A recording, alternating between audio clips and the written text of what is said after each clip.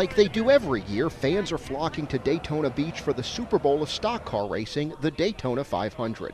But under the surface, the crisis battering the U.S. economy is taking a toll on NASCAR. I think all this has caught a lot of us by surprise. In the weeks leading up to the season, NASCAR teams have spent a lot of time worrying, not just about how to win, but how to keep their cars on the track and sponsors on the hood. Cup veteran Joe NEMECHEK came to Daytona with no sponsor and a shoestring budget. When you're in a sport that's growing so fast and you never see the end in sight, it's hard to say, man, that it is coming, but there's a lot of stuff that we didn't pay attention to. Like NEMECHEK, Michael WALTRIP is both a driver and an owner. WALTRIP boasts a long-time main sponsor, but as sponsors get harder to find, WALTRIP says he feels the pressure to perform. Napa says you better race that car fast. They measure what they do inside the sport by the results, basically. We have fun commercials. People seem to like me, but they want a fast car. And the fun commercials and Mike being a good guy wears off in a hurry if you don't run up front. For its part, NASCAR's sanctioning body is trying to ease the pain on racing teams with steps like canceling preseason testing.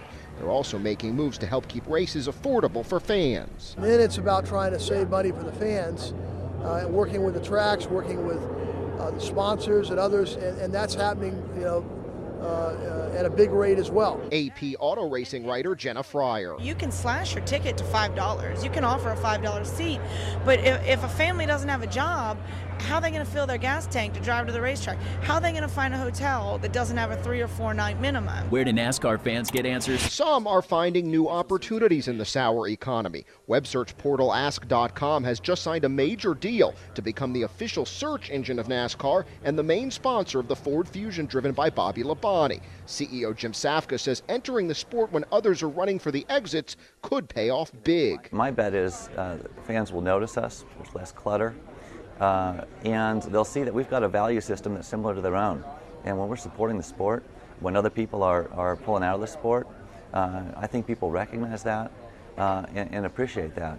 But despite their efforts to cut back, it remains to be seen how this sport, which has enjoyed such a boom over the last decade, will weather this economic storm. Jason Bronis, The Associated Press, at Daytona International Speedway.